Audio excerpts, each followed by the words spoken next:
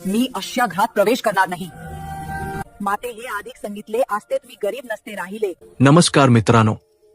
तर पहाटेच्या त्या शांत क्षणापासून ज्या क्षणी विश्वाची ऊर्जा सर्वात निर्मळ होते आणि ज्याचं ब्रह्मांडाशी अदृश्य नातं असतं, आणि याच पहाटेच्या क्षणी स्त्रीच्या एका चुकीच्या कृतीने संपूर्ण घराचं भाग्य बदलतं, हे रहस्य हजारो वर्षांपासून देवांच्या लोकात जपलं गेलं आहे, पण मानवांना कधीच पूर्णपणे ते सांगितलं नाही.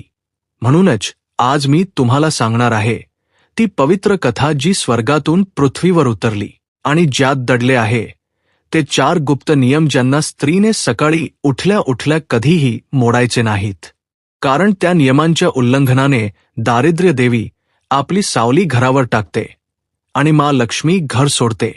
पण मित्रांनो, हा व्हिडिओ बनवण्यासाठी खूप मेहनत लागते, म्हणून कृपया लाईक करा आणि सबस्क्राईब कर. तर आता हे शिकण्यासाठी आपण पोहोचतो त्या दिवसाकडे ज्या दिवशी स्वर्गसभेत एक गंभीर विचार सुरू होता, जिथे इंद्रदेव सुवर्ण सिंहासनावर बसले होते आणि त्यांच्या सभोवताली देवतांची दिव्य मंडळी जमली होती. वातावरणात वेदघोषांचा मधुर नाद तरंगत होता आणि त्या सभागृहाच्या मध्यभागी उभ्या होत्या 2 देवी, महालक्ष्मी आणि दारिद्र्य देवी. महालक्ष्मींच्या अंगावरून अनुपम प्रकाश झिरपत होता आणि त्यांच्या चेहऱ्यावर अतिशय सौम्य तेज चमकत होते, तर दारिद्र्य देवीचे रूप गंभीर, डोळ्यात वेदना, पण त्याही एका विश्वनियमाने बांधलेल्या. इंद्रदेव म्हणाले, देवियो, आज पृथ्वीवर एक प्रश्न निर्माण झाला आहे. काही घरात सुख, ऐश्वर्य, आनंद ओसंडून वाहतो आणि काही घरांवर दारिद्र्याची काळी सावली सतत का पसरलेली असते. हे ऐकून सभेत शांतता पसरली आणि महालक्ष्मी पुढे आल्या. त्या म्हणाल्या, हे देवलोक, पृथ्वीवर प्रत्येक घराचे भाग्य आणि ऊर्जा हे त्या घरातील स्त्रीच्या पहाटेच्या आचरणावर अवलंबून असते. कारण स्त्री उठली तेव्हा विश्वाची पहाटही तिच्या घरात उतरते आणि त्यावेळी तिच्या केलेल्या 4 कृती अशा असतात की त्या शुभदेवीला थांबवतात किंवा दारिद्र्य देवीला बोलावतात. पण हे ज्ञान आत्तापर्यंत मानवांच्या हाती पूर्ण गेले नाही, कारण ते जाणण्यासाठी आधी त्यांना एक कथा समजणे आवश्यक आहे. एवढे बोलून महालक्ष्मी मागे सरकल्या आणि हळूवारपणे उभी राहिली. दारिद्र्य देवी, तिचा आवाज भेदक नव्हता तर गूढ होता.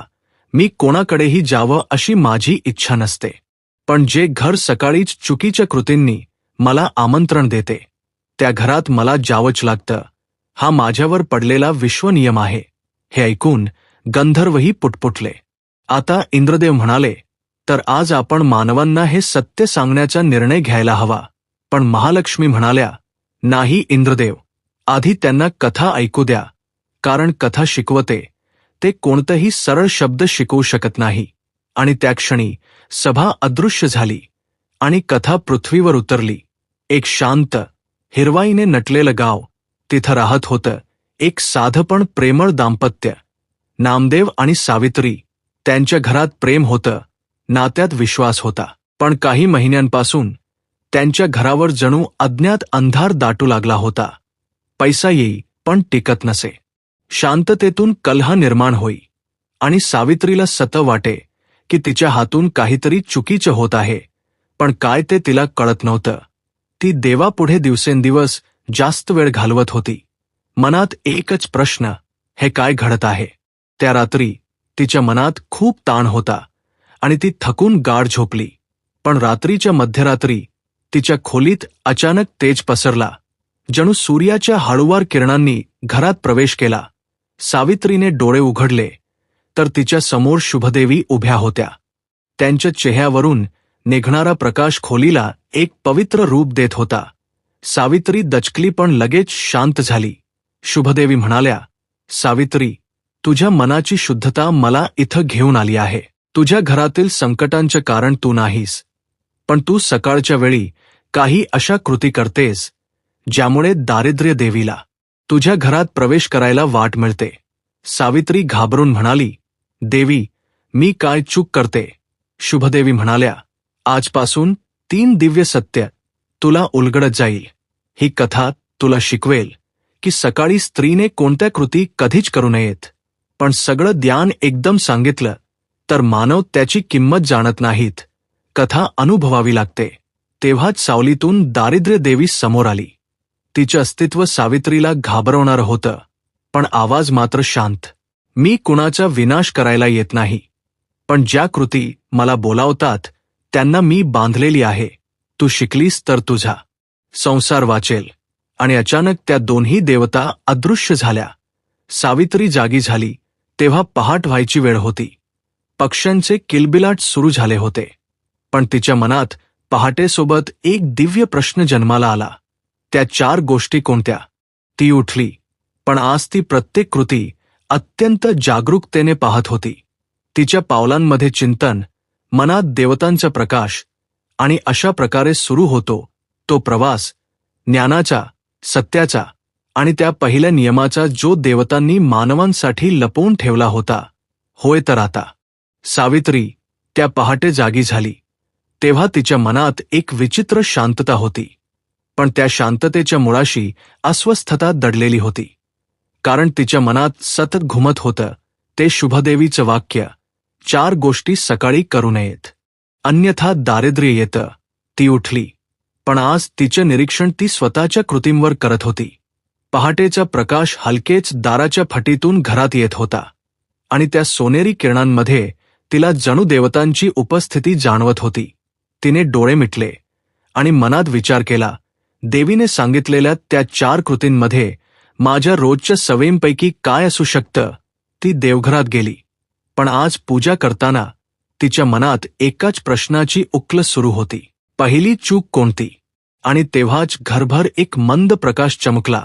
तिने डोळे उघडले तर तिच्या समोर शुभदेवी उभ्या होत्या, पण आज त्यांची उपस्थिती अधिक गंभीर भासत होती.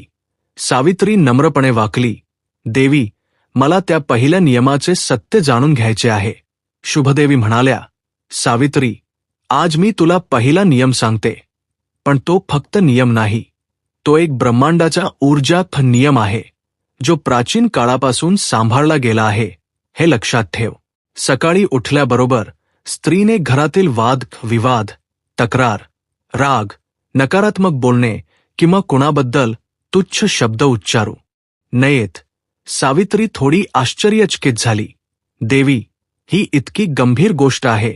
शुभदेवी शांत आवाजात म्हणाल्या, हो सावित्री, या विश्वात शब्द ही ऊर्जा आहे आणि सकाळी शब्दांची ऊर्जा सर्वात शक्तिशाली असते. कारण पहाटे ब्रह्ममुहूर्ताचा स्पर्श अजूनही घराच्या वातावरणात असतो.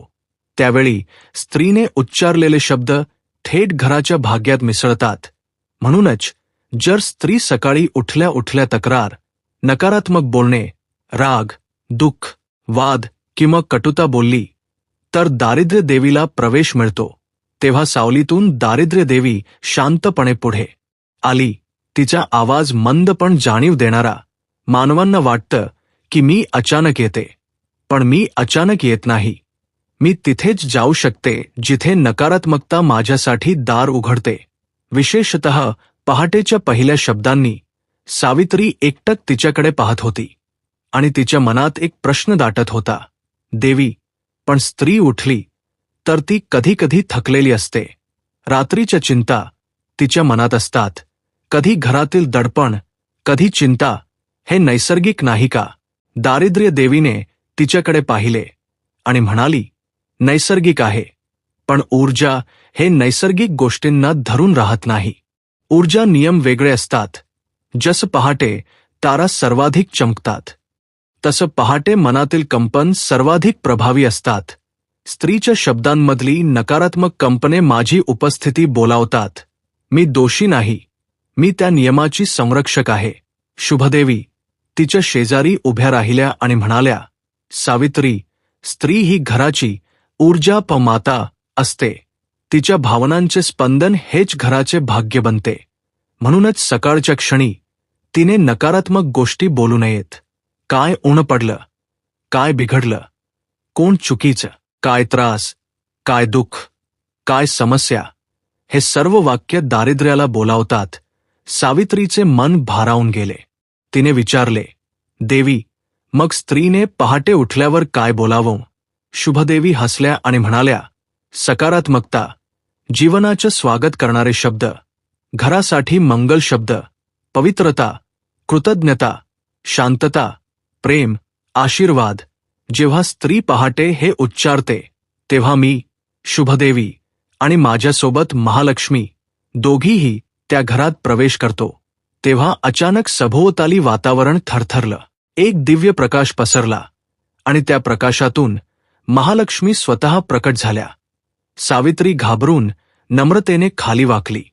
महालक्ष्मी म्हणाल्या, सावित्री, लक्षात ठेव, सकाळी उठली की पहिल्या 3 मिनिटांचं महत्त्व अमूल्य असतं. त्या 3 मिनिटात स्त्रीने केलेले शब्द, विचार आणि कृती हे तिच्या घराचा संपूर्ण दिवस आणि कधी कधी संपूर्ण आयुष्य घडवतात. पहाटेचा पहिला ऊर्जा क्षण हा भाग्यनिर्मितीचा क्षण असतो आणि जर त्या क्षणी स्त्री कटू किंवा वादात्मक काही बोलली तर मी त्या घरातून दूर जाते आणि दारिद्र्य देवीला प्रवेश मिळतो. हे ऐकून सावित्रीच्या अंगावर रोमांच उठले. तिने विचारले, देवी, याचा परिणाम इतका मोठा असतो? महालक्ष्मी म्हणाल्या, हो, कारण स्त्रीचा आवाज हा घराच या ऊर्जा देहाला दिशा देतो. तिच्या शब्दांनी घरात कंपन निर्माण होतात. जर ते कंपन शुभ असतील तर घरात धन, आरोग्य, ऐश्वर्य फुलते. पण जर ती नकारात्मक कंपनं सकाळच्या क्षणी पसरली तर घराची ऊर्जा मंद होते आणि त्या मंद ऊर्जेला दारिद्र्य देवी स्वतः ओढली जाते. दारिद्र्य देवी ही शांतपणे म्हणाली, सावित्री, मला कुणालाही त्रास द्यायचा नसतो, पण सकाळी नकारात्मक शब्द हे माझ्यासाठी एक आवाहन मंत्र असतात. तूच ठरवतेस तू कोणाला बोलावतेस, मला की लक्ष्मीला. सावित्रीने हात जोडले आणि म्हणाली, मग आजपासून मी कधीही सकाळी उठल्यावर नकारात्मक शब्द बोलणार नाही. कुणावर राग, तक्रार, कटुता, वाद काहीही नाही. शुभदेवी तिला आशीर्वाद देत म्हणाल्या, ही पहिली पायरी ओळखलीस, आता 3 शिल्लक आहेत. खरी परीक्षा अजून बाकी आहे. आणि त्या दोघी अदृश्य झाल्या. सावित्री त्या दिवशी पहिल्यांदा उठली तेव्हा तिने काहीही नकारात्मक न बोलता शांतपणे, कृतज्ञतेने, हळुवारपणे दिवसाची सुरुवात केली. तिला जाणवलं की घरातील हवेचं वजन हलकं झालंय, जणू घर स्वतः नव्या ऊर्जेने भरून गेलं. आता दुसरा नियम जो तिचं घर बदलून टाकणार होता. सावित्रीने पहिला नियमात मसात केला आणि तिच्या घरात एका दिवसातच जणू नव्या प्रकाशाचा स्पर्श दिसू लागला. पण तिला माहिती होतं की अजून 3 दिव्य सत्यम बाकी आहेत आणि त्या सत्यांशिवाय तिचं घर संपूर्णपणे दैवी ऊर्जेने भरू शकणार नाही. दुसऱ्या पहाटे ती जागी झाली तेव्हा तिच्या मनात कालच्या दिव्य अनुभवाचं तेज अजूनही जिवंत होतं.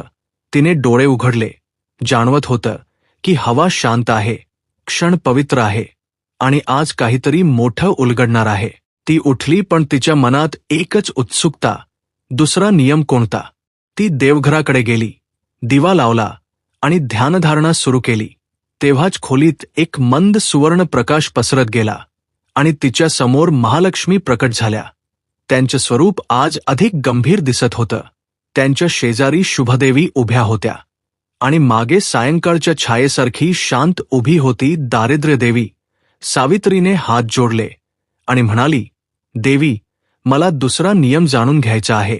महालक्ष्मी पुढे आल्या आणि म्हणाल्या, सावित्री, दुसरा नियम अत्यंत महत्वाचा आहे.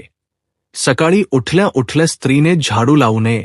हा नियम हजारो वर्षांचा आहे, कारण पहाटे पृथ्वीच्या वातावरणात समृद्धी, ऊर्जा सर्वाधिक असते आणि त्या क्षणी झाडू लावणे म्हणजे घरात आलेली शुभ ऊर्जा झटकून टाकणे, लक्ष्मीला बाहेर ढकलणे. सावित्री आश्चर्याने म्हणाली, देवी, एवढी छोटी गोष्ट इतकी महत्वाची? शुभदेवी म्हणाल्या, हो सावित्री, पहाटे पृथ्वीची ऊर्जा सर्वाधिक संवेदनशील असते. ब्रह्मांडातील सकारात्मक ऊर्जा घरात प्रवेश करते आणि ती सर्वात आधी जमिनीवर साठते. त्यावेळेस झाडू लावल्याने ती संपूर्ण शुभ ऊर्जा घराबाहेर फेकली जाते. दारिद्र्य देवी शांतपणे म्हणाली, आणि या कृतीमुळे माझ्या शक्तींना घरात जागा मिळते, कारण घर रिकाम राहतं, ऊर्जेने रिकामं प्रकाशाने रिकामं, भाग्याने रिकामं. महालक्ष्मी जोरात म्हणाल्या, मी ज्या घराच्या उंबरठ्यावर पहाटे पाऊल ठेवते त्या घरात स्त्रीने झाडू लावलं तर ती कृती माझ्यासाठी द्वारबंद करते. सावित्रीने गंभीरपणे विचारले, मग झाडू कधी लावला पाहिजे? शुभदेवी उत्तरल्या, सूर्य उगवल्यानंतर काही वेळ गेल्यावर, जेव्हा दिवसभराची ऊर्जा स्थिर व्हायला लागते. पण पहाटेचा क्षण तोडू नये. पहाटेचे पहिले 2-3 तास हे घरासाठी समृद्धीचे आंबण असतात. सावित्रीला हे समजलं आणि तिने दुसरा नियम आत्मसात केला. तिसऱ्या दिवशी ती अधिक जागरूकपणे पहाटे उठली आणि तिच्या मनात आज एक गूढ भावना निर्माण झाली, कारण आज तिला तिसरा नियम कळणार होता, ज्याचा घराच्या पवित्रतेशी थेट संबंध आहे. ती देवघरात बसली आणि अचानक तिच्यावर निळसर प्रकाश पसरला. सावित्रीने वर पाहिलं तर तिच्या समोर स्वयं भगवान विष्णू प्रकट झाले. सावित्री थरथरली, पण त्यांनी सौम्य हसत तिला शांत केलं.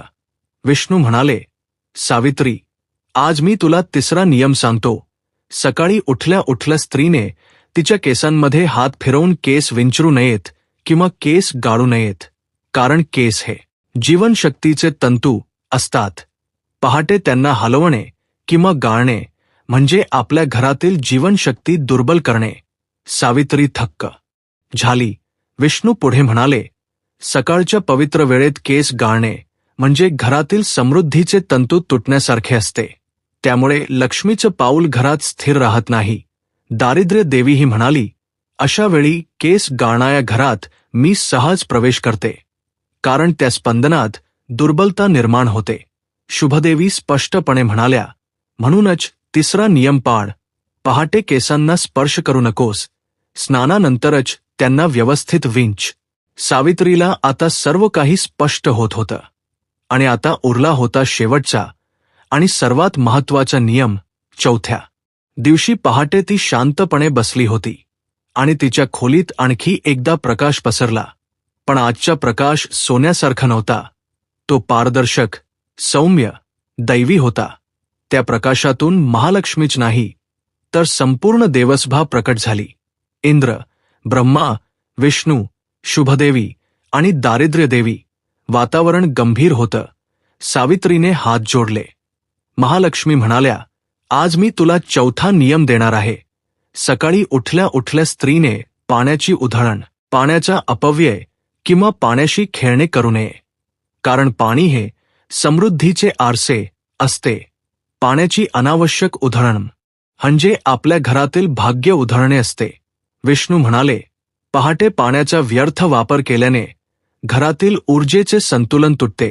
दारिद्र्य देवी म्हणाली, मी अशा घरात सहज प्रवेश करते. आणि शुभदेवी म्हणाल्या, पाणी वाचवणे म्हणजे भाग्य वाचवणे. सावित्रीच्या मनात आज सर्व नियम पूर्ण स्पष्ट झाले. पहाटे नकारात्मक शब्द बोलू नयेत, पहाटे झाडू लावू नये, पहाटे केस गाळू नयेत आणि पहाटे पाण्याचा अपव्यय करू नये. महालक्ष्मी म्हणाल्या, या 4 नियमांचं पालन करणारी स्त्री तिच्या घराचं भाग्य स्वतः निर्माण करते. तिच्या घरात कधी दारिद्र्य राहत नाही. दारिद्र्य देवी शांत आवाजात म्हणाली, मी अशा घरापासून दूर राहते. आणि सगळ्या देवता एका तेजोमय प्रकाशात अदृश्य झाल्या. सावित्रीच्या डोळ्यातून अश्रू आले, कृतज्ञतेचे, समजुतीचे आणि नव्या जागृतीचे. तिने हात जोडून म्हटले, आजपासून माझ्या घरात हे नियम कायम राहतील. पहाटेचा प्रकाश तिच्या अंगावर पडत होता आणि तिच्या घरातील ऊर्जा पूर्वीपेक्षा 100 पट शांत, पवित्र आणि तेजस्वी वाटत होती. आणि अशा प्रकारे ही दिव्य कथा संपते. एक स्त्री, 4 नियम आणि संपूर्ण घराचं भाग्य उजळवणारी ती पहाट. मित्रांनो, आजची कथा तुम्हाला जर एका क्षणासाठी तरी विचार करायला लावली असेल तर या ज्ञानयात्रेला साथ द्या. पुढील व्हिडिओत पुन्हा भेटू. तोपर्यंत लक्षात ठेवा, ज्ञान बदलतं पण तुमची साथ शक्ती देते.